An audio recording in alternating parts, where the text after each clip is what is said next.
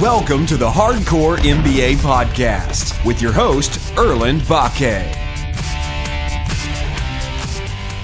Hello and welcome to a different type of podcast with your host, Erlend Bakke. I'm signing in here from Weiden in the Oberpfalz in Bavaria, Germany. And this is actually also part of my coaching calls that I do regularly and using GoToWebinar. As you can see, I've got my control panel here on the right, and everything seems to be working with GoToWebinar today. I pay about $100 a month for the sort of basic setup. I'm just going to hide the control panel here, and yeah, we can see what I always do before the group coaching is that I actually check that people can hear and see my screen. So they can hear and see my screen, and I've actually been coaching people this way for quite a while, and I really like the software. So you might be wondering, why is this podcast called Hardcore MBA? Well, the thing is, when something is hardcore, it means that you get to the essence of something. It means that you cut out all the crap and you can only focus on what's really, really important. That's what hardcore means. Yes, you might think of it as the sort of pornographic industry, and I did choose the word hardcore to sort of have a shocking name that brought attention to the podcast. And MBA, does stand for Masters of Business Administration, but not in this context. Okay, so I used to call it Millionaire Business Academy. However, I find that kind of tacky. So we're actually changing it to Mixed Business Academy, because I believe as an entrepreneur that we need to have a broad understanding of many things. So we need to be, understand people. We need to understand psychology. We need to understand sales and marketing. We need to understand some systems building. So there's a lot of things that we need to learn. Typically, we don't become specialists in everything, but we know about how things kind of set up and work. So Hardcore MBA is really about the Mixed Business Academy and really, really understanding the essence of business. And when I think about business and when I read books myself, I look back on ancient history. So maybe you've read my international best-selling book, Never Work Again. Throughout that book, I was very, very interested in sort of ancient philosophies and ancient thoughts around life and how the whole world works and is put together. So I really like doing that, and trying to close the window here at the same time as I'm speaking to you, but I'm actually wired in here to have a good recording. So you might hear some cars in the background. So Hardcore MBA, what do I really want to do with it? Well, I wanted to have lots and lots of experts come online and actually educate us about business, life, and I've chosen to interview anyone from like Navy SEALs. I've had Buddhists, I've had yoga teachers, I've had lots of business people, I've had coaches, and lots of other different types of people. Just 1 second, I will close the window. 1 second.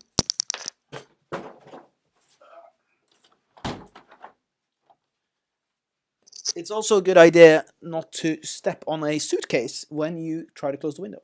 Okay, so in today's episode, in the next 45 minutes, it's going to be about numbers don't lie. Okay, so when you look at a business, let's say you're thinking about buying a business, or you have a business, or you're thinking about starting a business, and you want to figure out what your business might look like in a few years, you can actually reverse engineer a company by looking at their numbers, looking at their growth. And it's very predictable in terms of where you're going to end up in your business. So numbers don't lie. So I'm going to look at a couple of numbers, which I mean are hardcore important to know. So basically, they're really, really important to know. 3 steps to business success. So basically 3 steps that I believe that if everyone on this call and anyone listening takes these steps, I believe that you will be able to build a successful business. 6 pillars of life. So this is actually one thing that I neglected when I started out in business, and I still try to juggle all these. And of course, life is complicated, so sometimes I fail at these 6 pillars, but it's important to know about it. All transcendence starts with understanding that there's something that maybe we are doing or not doing, but it's first when we understand that there is something that we can do that we are able to make changes in our life. Okay, Ancient Business Wisdom and The Obstacle is the Way, which is actually a book by Ryan Holiday, which is a really, really awesome book. But I'm just going to talk about a few things there to sum up the podcast and coaching session. So number one, numbers don't lie. Okay, so a friend of mine posted this on his Facebook page a couple of weeks ago, and it made me really, really think about what are people doing in the world. So basically, what do 7 billion people do? What do 7 billion people do? So 1.9 billion are too young to work. So they're basically from 0 to 15. And 1.7 billion work in services. 1.4 billion work in agriculture. 800 million work in industrial jobs. 577 million are older than 64. 430 people are unemployed. And 400 million are entrepreneurs, which is interesting. So basically around 4 to 5% of all people are entrepreneurs. So they have their own business, or they have their own coaching business, or they have an enterprise of some sort, which is interesting. So another interesting fact is that basically if you look at only the entrepreneurs, okay, so all the basically the 4 to 5% of entrepreneurs in the world, the 400 million, only 16 million entrepreneurs actually have a company that generates more than $1 million.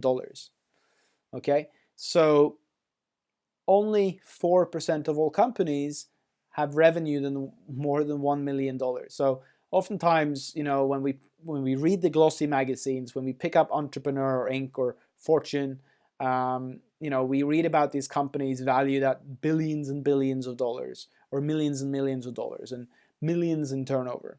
So I think what we need to realize is that it's only 0.2% of the world's population that make serious money in business. Okay, so when you're reading about these people that are doing really well in business, they're typically gone through some kind of training, and they've had a little bit of luck, and they've met the right people, and they've followed through, etc., etc. So I want to get really across to you guys that when you start in business, okay, and let's say your company does anything from 200,000 to $1 million, you're still doing pretty well, right? You're still part of the 25% best entrepreneurs in the world, right? Even if you make between 150,000 and 200,000, you're still part of the 30% best. So when it comes to numbers, be realistic and understand that, like, if you're turning over a few 100,000, you're actually part of the sort of elite of entrepreneurs. So I got these numbers from businessknowhow.com money/earn. So if you're watching this on YouTube, of course, you can just look at the slide. But if you're listening to this on iTunes, I suggest check out our YouTube channel, which is under Hardcore MBA on YouTube. So why am I showing you this slide? Well, because a lot of people start out in business and they see the Rolls Royces and the Porsches, and they don't understand that is like the 0.01% of all entrepreneurs. And you're fine just to make, a decent amount of money in business. And typically, the people that stay the longest in business and they continue to learn and understand that the obstacle is the way, they are the ones that move up to the 4%. Okay? So if you are part of the 4%, there is a organization called Entrepreneur Organization that you can join, and there are these mastermind groups where you can sort of hang out with the 4% of entrepreneurs that make more than $1 million a year, because that's like sort of the black belt in business, right?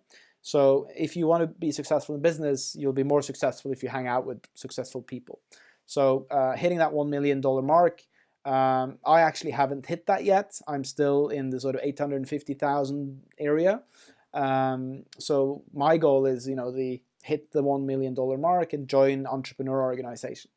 However, I'm very happy with my business, and I'm happy being part of the sort of 7%, 8% best entrepreneurs in the world.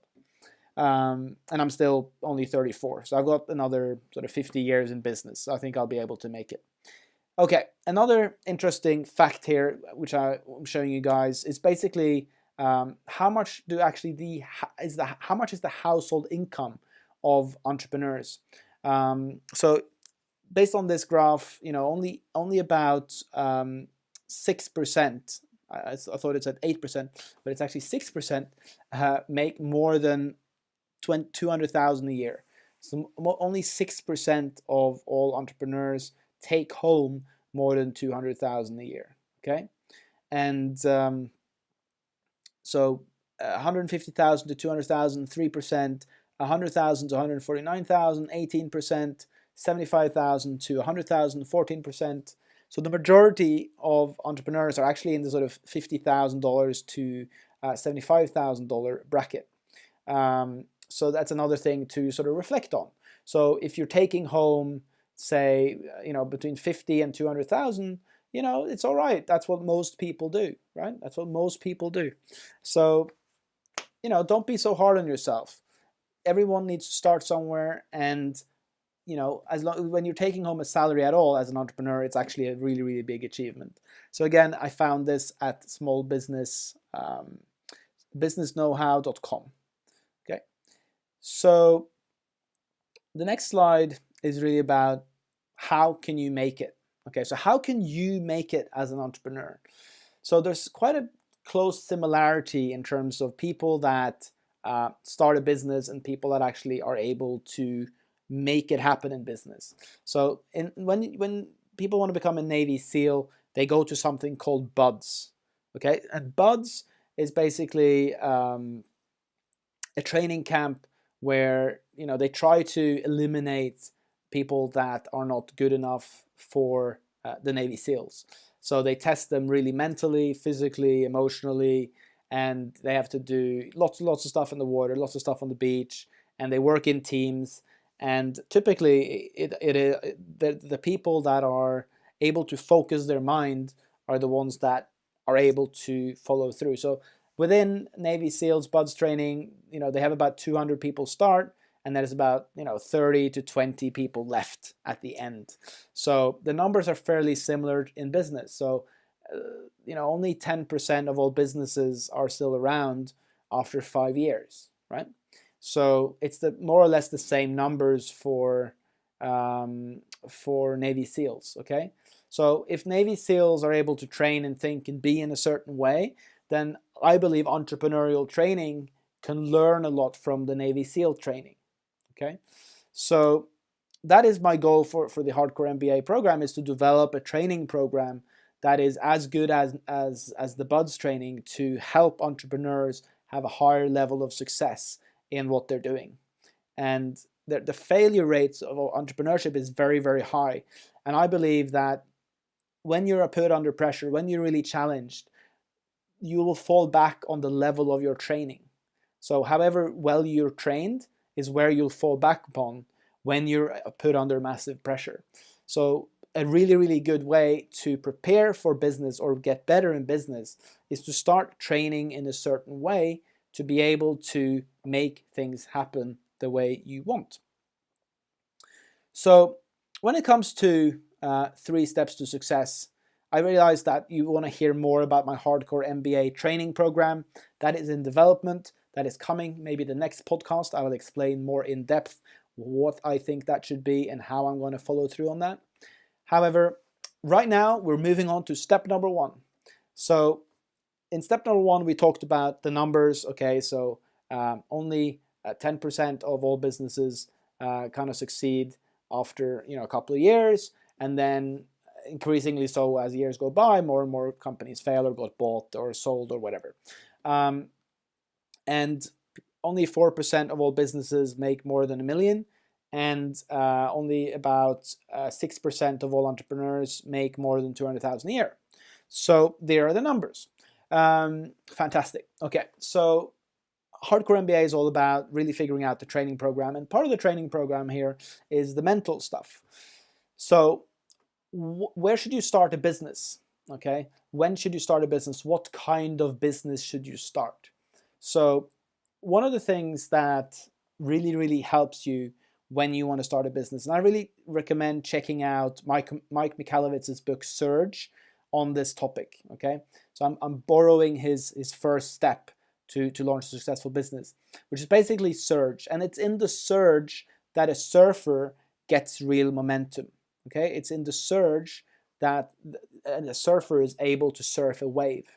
So you don't really want to catch the wave on where it says wave. You don't really want to catch the wave where it says bad storm, washout, tidal wave, tsunami, or maelstrom, right? Because then you're going to get wiped out. So what you need to get good at is timing different trends. So step number one is identifying a big trend and an idea attached to the trend. Okay, so there's lots of trends going on right now. There we have the VR trend, we have the AI trend, okay, artificial intelligence trend, with all the robots and stuff like that. And there's trends within food, there's trends within farming, there's trends within construction, there's trends within real estate photography. Okay, so as entrepreneurs, and when we launch a business, what we need to identify first, which really, really is going to help you make and build a business from scratch, is identifying a trend. And a trend is not VR.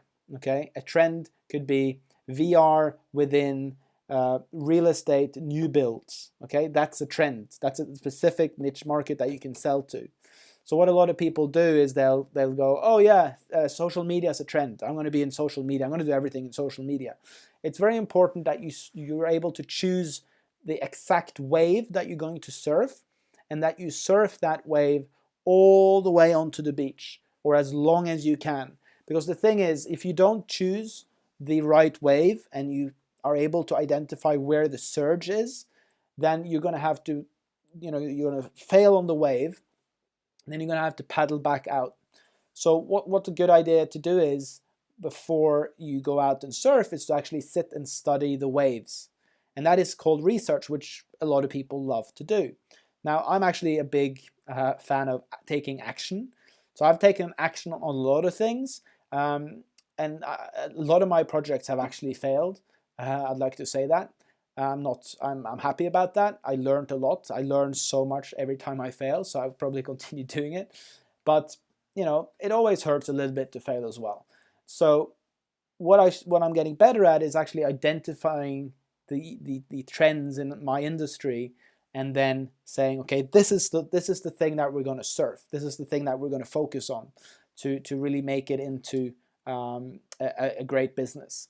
So whatever industry and whatever thing you want to do, identify a surge. So a lot of these programs that internet marketers are selling, okay, like affiliate marketing, and make money on webinars and stuff like that. These are trends, okay? These are trends, but you got to ask yourself, where is the trend?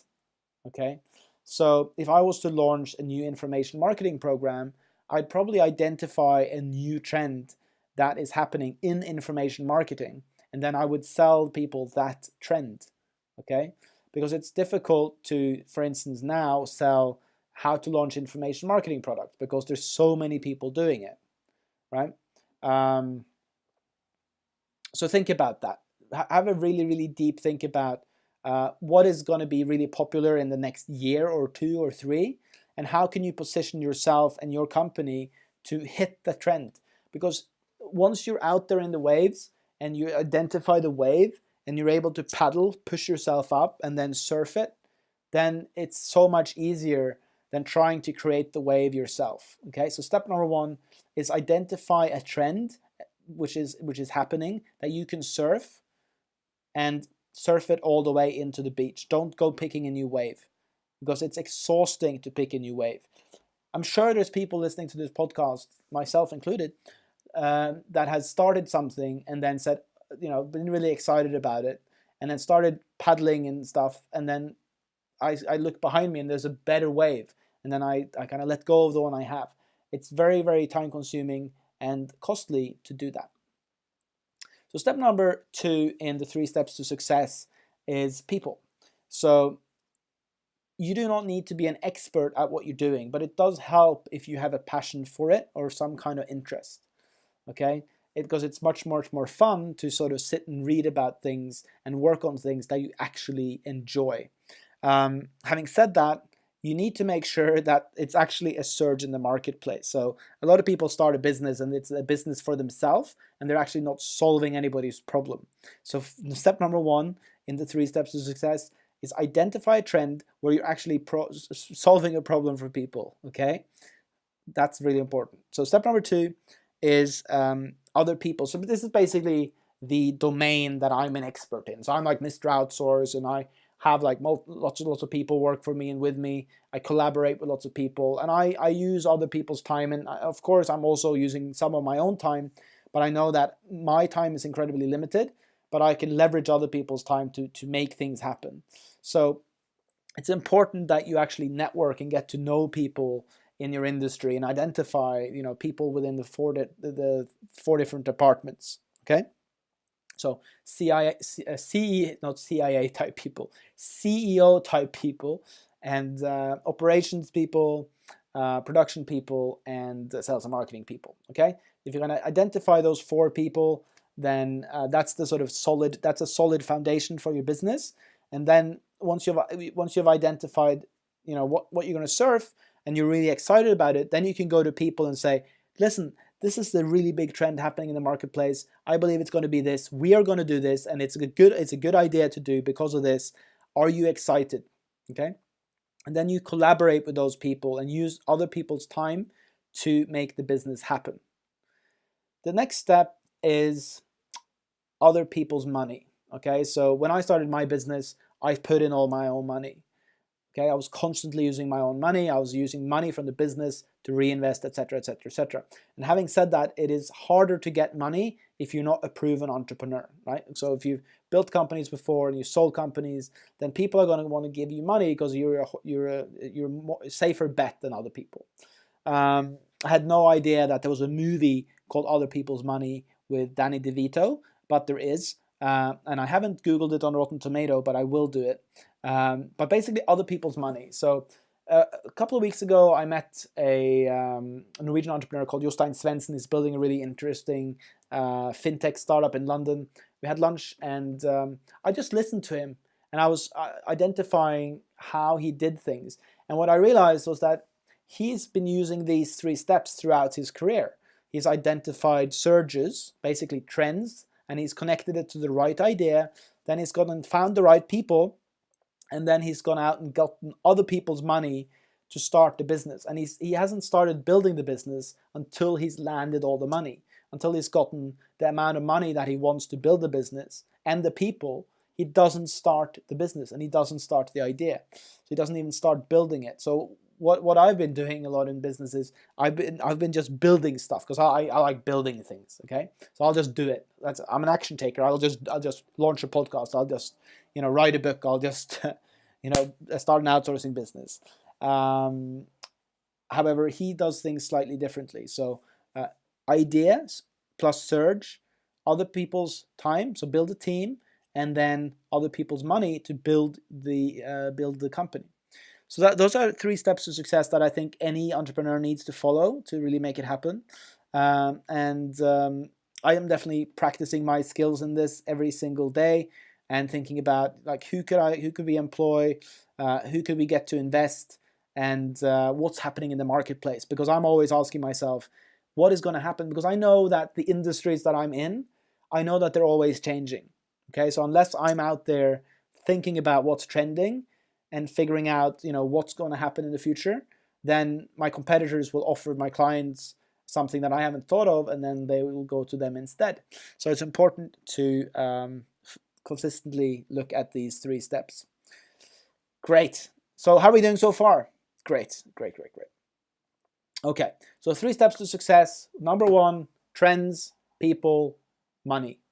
Okay, I believe that is the foundation of business success. And it's very simple. Do we follow it? Most people probably don't follow it, but that's also why most people fail. So I believe this is a very simple step-by-step process that anyone can use to make more money in business, start a business, and make it happen. Okay, so step number 3 of this podcast is the 6 pillars of life. Okay, so one thing that I wasn't really aware of when I got going in business was that I just focused on the money. I wanted to make lots and lots of money. I wanted to be part of the 0.01% of entrepreneurs without sort of having any track record. Okay, so I just went for it. I just worked, and I wanted to be rich yesterday. So I didn't give myself much time. So I neglected spiritual, physical, community, and emotional. Okay, I only focused on career, and I was actually reading and listening to lots and lots of business books because I quickly realized that I have no idea what I'm doing, and I'm really out of my depth. So I did study a lot, and I worked all the time. So what was the consequence of this? Well, physically, my body was not looking good. Okay, I didn't understand that I need to move and not sit in front of a computer or in a car all day. That I actually doing physical exercise gives me massive energy to actually build a solid business and also keep going for another 50, 60 years. Spiritual, my God was money. I only focused on money. I've later learned a lot more about money. For instance, a very big lesson is you only earn as much as you're solving people's problems for. So basically, the more problems you solve, the more you earn, which is a different spiritual belief than how can I make as much money as possible. There's so many entrepreneurs that start a business just to make a lot of money for themselves. But it's really important to understand that a business is nothing more than an entity that solves people's problems for profit and pay. Okay, so unless you're connected to the world and understand that what you are creating is part of something bigger than yourself, then I think you will struggle really hard in business, and I think you'll feel emotionally drained. So emotionally, I got really tired. Why? Well, because I didn't have a community. I had some people working for me, but I neglected my social life. And when my business was failing, I got really ashamed of my failure because I wanted to be that's the success in the Porsche. And when my business was failing, I started being embarrassed about hanging out with my friends because they always asked, "How's your business?" And I knew that I wasn't really earning any money. I wasn't really paying myself much. They were in safe, secure jobs, and they they had enough money to spend and do the things they wanted to, whilst I was dead broke. So because I didn't pay attention to the 6 pillars of life, emotional, community, physical, intellectual, spiritual, and career, I sort of tumbled down into darkness. And since then, I really focus on embedding all these things in my life, and I have a much longer perspective on how long I'm going to be in business. So I make time for these things because I know that they're equally important. Because if you spend more focus on all these things, it means you'll do better in business and you'll be happier emotionally. So think about 6 pillars of life. Why are you in such a rush? Why can't you say, oh, the next 10 years I'm going to learn business? Why does it have to happen all in the next 3 months? So step number 4 here, ancient business wisdom. So recently I've been reading a book called A Guide to the Good Life by William B. Irvine, The Ancient Art of Stoic Joy. And I've really been enjoying the book and reading about the Stoic philosophers. I heard about the Stoics in Ryan Holiday's book called "The Ego is the Enemy," and also "The Obstacle is the Way." The obstacle is the way, as well as Tim Ferriss talking about Stoic philosophy. And I've dipped into it before, but recently I've really started sort of trying to understand it, and I found that it's the perfect philosophy for entrepreneurs, because the Stoics, they lived 2,000, 3,000 years ago, and their philosophy was based on a very simple way of living. And I truly believe that as entrepreneurs, we need to study the Stoics to be able to handle and resist all the sort of obstacles that come our way when we try to create something. Okay, So I believe it's a perfect starting point as an entrepreneur to learn about how to survive. So one of the things that I really enjoyed in studying Epictetus was happiness and freedom begin with a clear understanding of one principle. Some things are within your control and some things are not. So I actually spent a lot of time one day just writing down things that I can control and things I can't control. So what you can't control, you can't control. So I didn't spend much time writing down things I can't control. But what I found was that in everything I can control, there's an opposite.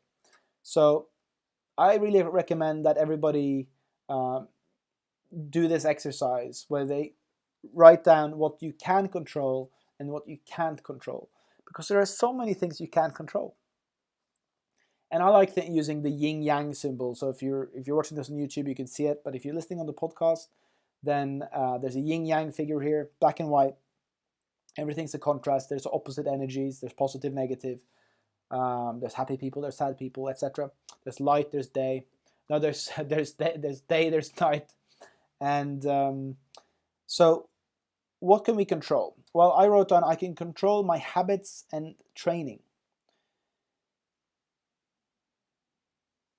Okay, so I can internalize my goals. So instead of sort of saying, oh, I need to make $1 million or else I'm a failure, I can say, I'm going to get up every day and do the best that I can, and I'm going to do X, Y, Z. So in terms of internalizing my goals and habits, I can say, oh, every day I'm going to journal. That is important to me. That is a goal. That it's within my control to journal every day. It's within my control to cycle to work instead of drive a car. It's within my control to eat healthy food. So these are all things that you have within your control. I control my opinion of myself. Okay, whatever I believe about myself is something I can control. I can control my thoughts about myself, but I cannot control other people's opinion of myself. I can monitor my health yearly and have supportive habits and to support longevity, but I cannot control my health because I don't know what's going to happen with my health. But I can control the habits in my life, but I can't control the outcomes in my body. I can control risk assessment before I do things. I can control how I treat others. Okay? I can't control how other people treat me, but I can control how I treat others. So let's say I'm making a sales call and I'm scared of their reaction. Well, you can't control their reaction, but you can control how you conduct yourself. Putting myself in places of relaxation. Okay, so maybe as an entrepreneur, a lot of entrepreneurs get burnt out. So what can I control in the entrepreneurial journey? Well, I can control that I put myself in relaxing circumstances so that I have time to rejuvenate. I can control what kind of people I choose to surround myself with. I can choose to practice stoicism. I can control that I focus for 90 minutes in the morning every single day, doing the hardest thing that I have to do to move my business forward. I can control that. That I can control that I give in my relationships, but I can't control the outcome of my relationships, etc., etc. So there's lots of things that you can control, and you become a lot more powerful when you focus on what you can control and acknowledge that most of the things that are external, most of the things going on in the world, you have very little control over. For instance, when you get on a flight, you can control what flight to take, what airline to fly, but you can't control what's actually going to happen on the flight. So I really like that as an entrepreneur, and I feel it's very empowering to sit down and write a list of what you actually can control and what you cannot control. And I believe that pretty much the only thing that we can control is what we think and how we behave, but we rarely can control others. I think we're lying to ourselves if we believe that we can control others. I'm sure, Putin and a lot of powerful people think that they can manipulate and control the public. But you can't, okay? You can't. You can't really control your employees, okay? You can get stressed out about your employees, trying to control them, but then you can only control your things, like what you do. So for me, that was very, very, very empowering, and I really, really enjoyed reading that about Stoicism. And there's more to come as I develop the hardcore MBA training. So step number 5 is that the obstacle is the way. It's a book by Ryan Holiday. I'm going to try to get him on the podcast. If you're listening to this, Ryan, please email me at erlend@mroutsource.com, and we will get down and do a podcast interview with you. A quote from John D. Rockefeller, who had lots of obstacles in his life, like all entrepreneurs and all people. Oh, how blessed young men are who have to struggle for foundation and beginning in life. I shall never cease to be grateful for the 3.5 years of apprenticeship and the difficulty to be overcome all along the way. John D. Rockefeller. So John D. Rockefeller had an abusive father that left the family and oftentimes stole all the money that they had, and his mother raised him. So he came from a very, very poor background, and he worked himself up. As I mentioned earlier, a business is nothing more than an entity that solves problems for pay and profit. So if you are in business and you want to make money and you want sort of the freedom lifestyle, then you better get down with solving problems, okay? Because a business is an entity that solves problems for profit and pay. So unless you like solving problems and unless you're into like making the world better, then you might be better off in a job. Okay, you might be better off in a job because you need to wake up and want to solve problems, want to get things to work. Paul Graham of Y Combinator says, by far the most common mistakes startups make is to solve problems no one has. And this is the sort of fame syndrome that like, oh, I want to make an app for this and an app for that. It's like, why? Well, because it's cool. Yeah, but what are you solving? When I was doing my VC rounds in Silicon Valley in 2011 with my Uspin app, a lot of people just didn't see the problem. Well, what are you solving? What's the problem? So, but I love the idea, and we had lots of users and stuff like that. But it wasn't really a big problem. So if you want to earn more money, then solve bigger problems typically, right? So solve real problems. Okay, maybe the world doesn't need another social media app. Maybe we're okay for social media apps right now. So one of the really good examples in the book Obstacle is the Way is when Edison's factory burned down. Basically, take Thomas Edison, for example. When he was 67 years old, his entire laboratory burned down, including all of his experiments, prototypes, notes, and research. Facing the facts, he decided to start over. Instead of mourning over $1 million loss he could do nothing about, once he'd gotten rid of, what he said was, he'd gotten rid of a lot of rubbish, as he called it. He could start fresh and ended up making $10 million in profit by the end of the same year.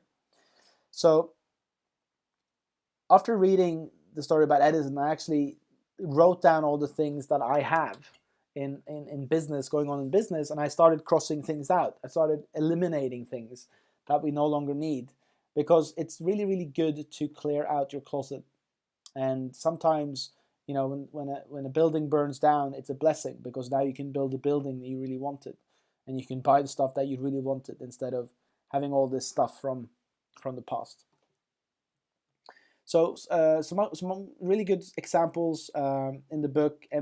Amelia Earhart, the first female pilot. George Clooney is mentioned in the book. Walt Disney, Tom Ford, Henry Ford, not Tom Ford. Tom Ford are my glasses. I'm wearing Tom Ford glasses, and Henry Ford, the builder of the Ford Motor Company, he also went through lots and lots of struggles. The same with Hewlett Packard. So if you want to be an entrepreneur, there's going to be obstacles, and you better get down with trying to solve them. So I hope you enjoyed this 45-minute podcast. I'm not sure if it is 45 minutes. Yeah, it's exactly 45 minutes. And the reason I wanted to do this was I wanted to experiment with a different format on the podcast. I also wanted to get going on working on my hardcore MBA program that I've had in my head, sort of been playing around with and researching for maybe 3 or 4 years. The reason why I want to make it is because I find that if there was a program like this that I had access to before I started out, where I could train and really get down with what it actually physically takes to be successful in business and survive, then I would have taken it and I would have benefited greatly from it. So numbers don't lie, okay? So yeah, you can go to the internet and people will tell you, I make this amount of money in this amount of time, but they've probably been entrepreneurs for like 25 years, right? So in information marketing, there's a lot of bullshit going on. There are some good programs, okay? There are some good programs, but there's a lot of bad ones. It's challenging to make it in business. It's an art. It's something that you can study for life, and I find it fascinating. I'm kind of hooked by it, and I just really enjoy reading books, meeting other entrepreneurs, and sitting here 8:45 on a Tuesday in Germany.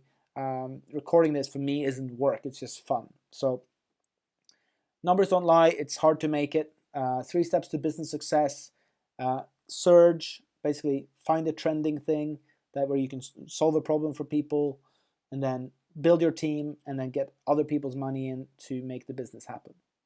6 pillars of life, okay? It's important that we know that you need to be physical, emotional, you need a community around you. All those 6 things that I mentioned, really, really important for a support structure, as in a pillar, okay, to have a good life. Because it's not all about business. It's not all about money.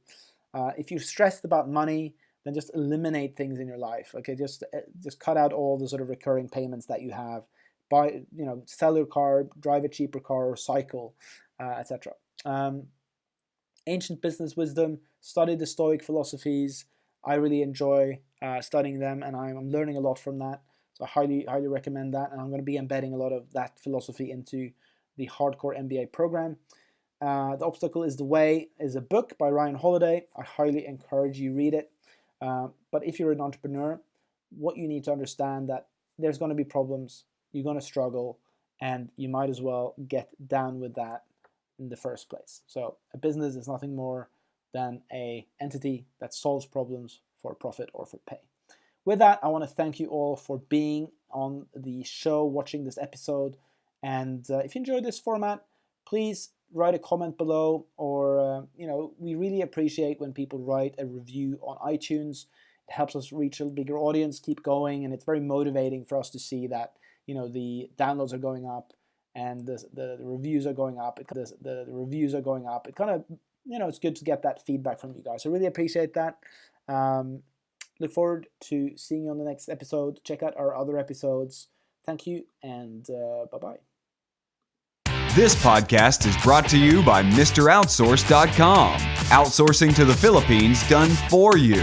Mr. Outsource is a recruitment company matching busy entrepreneurs with Filipino virtual assistants, so you can have the time to focus on what's important.